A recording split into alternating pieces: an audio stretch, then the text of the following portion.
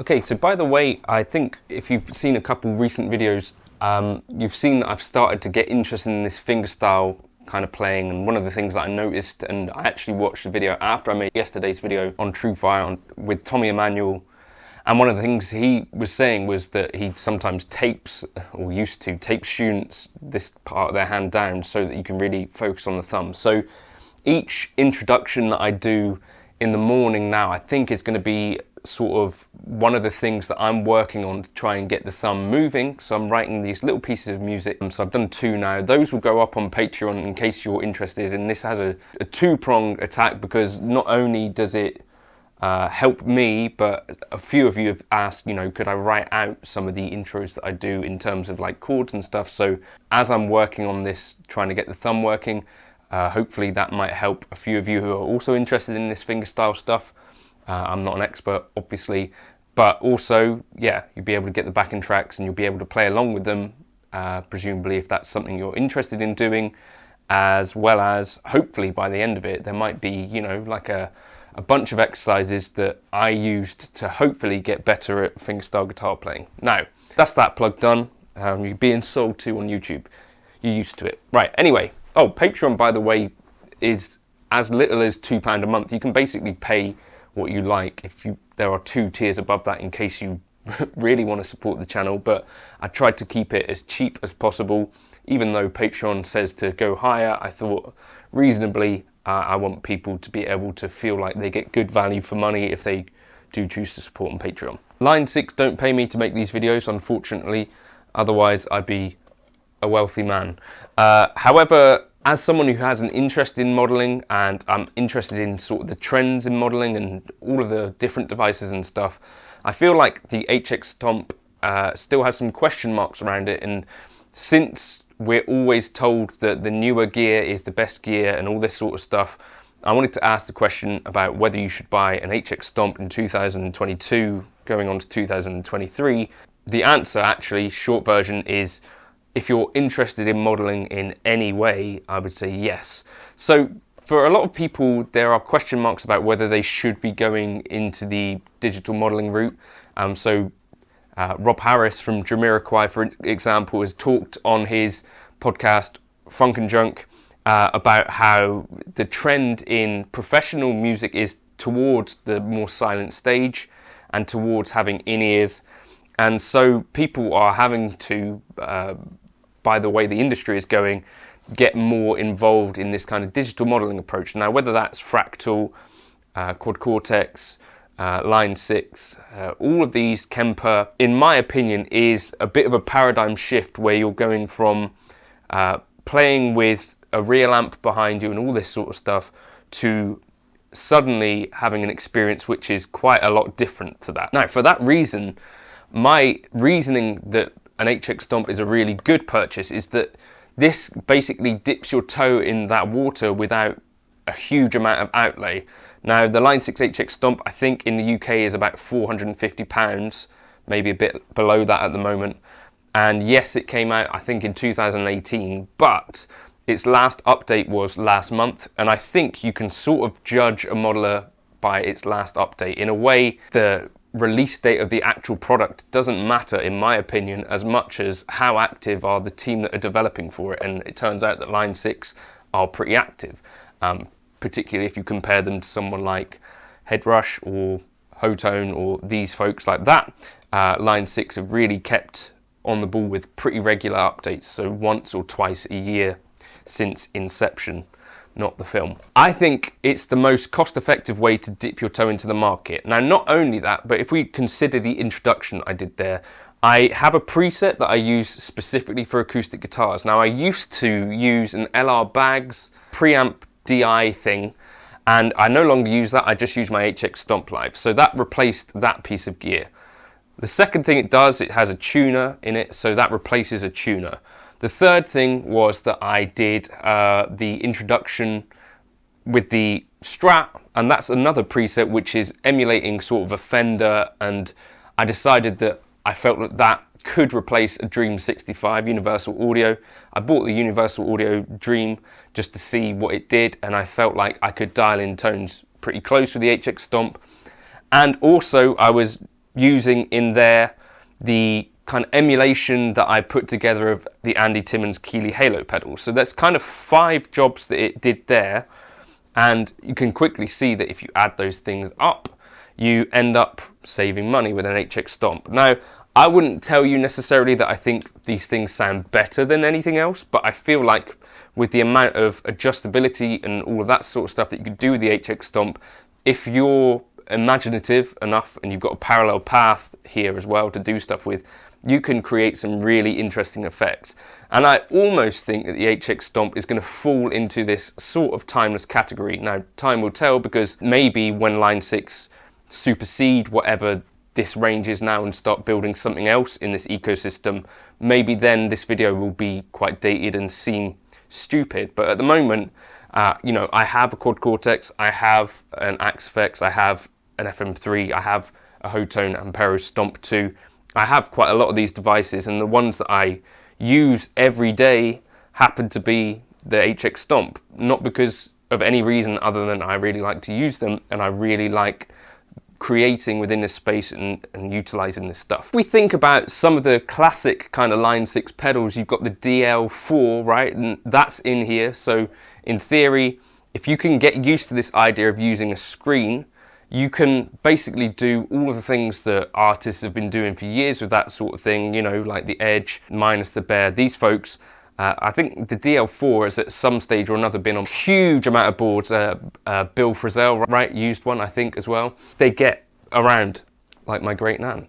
The other thing I've noticed is that there seems to now be a trend toward the multi-effect type thing with the screen. So the other kind of things that I'm reminded of within this kind of space, the Empress Zoya, that's got a little screen on it, right? A little bit tricky to use.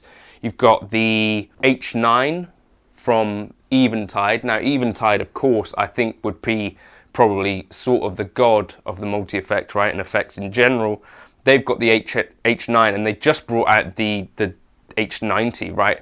And that's got a bigger screen on it. So I think there's this idea really that we're going to start to go towards pieces of gear with screens on them. The Meris LVX again has got a screen on it. Boss have started to bring out these effects pedals that have screens on them as well. I think the idea really is that at some point we are more likely, I think, to start having effects pedals that can do multiple things, kind of Swiss Army knives with screens on. So I know some people are really resistant to using anything with a menu on it or anything with a screen on it.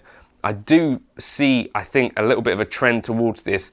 And the thing is that in terms of spend, I don't think you can really beat the HX Stomp at the moment. This is still the only model actually with a PV Invective in it, as far as I'm aware.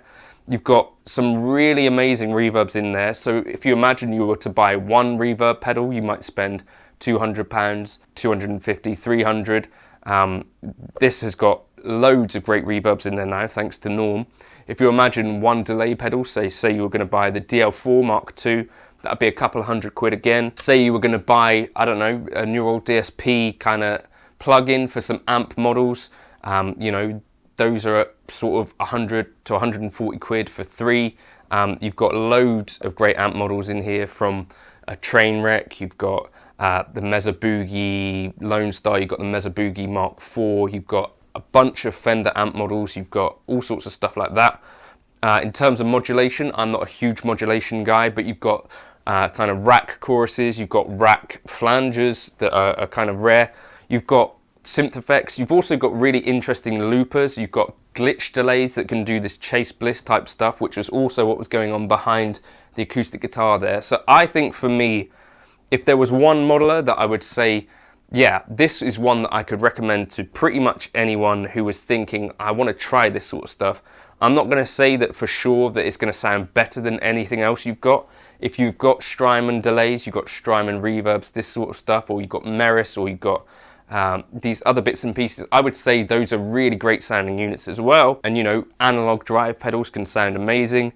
But the thing is that you get sort of, for the price of about 2 boutique pedals, or maybe slightly less than 2, you get access to a whole ecosystem of incredible stuff. And like I showed you in the intro there, I've replaced essentially a bunch of things just with 2 presets that I genuinely gig with the acoustic live with just the HX Stomp now. Yeah, it works as well or even better than the LR Baggs thing. Power DI is it? Because I've got access to effects, I've got access to loopers, I've got access to a tuner.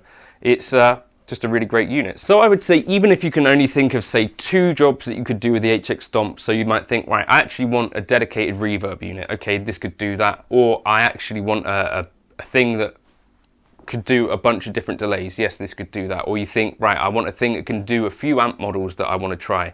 Yes, this could do that. If you can think of 1 or 2 of these things as an audio interface, then I think the HX Stomp is a really good buy. If you're super, super wedded to the idea of being an amp-only analog type of person, then maybe the HX Stomp might not be a decent purchase. But I think for almost anyone else, I would say at the moment, I can't think of a single thing on the market that can do as much of this for the price that you pay for it, and also be this versatile, and also be this easy to use in a rig. If you're a gigging musician and you're thinking this is going to be part of a thing where you're going to be using it quite a lot, I think the HX Stomp XL might even be a better choice, because you get an extra 5 buttons, and those do make a lot of sense for gigging musicians.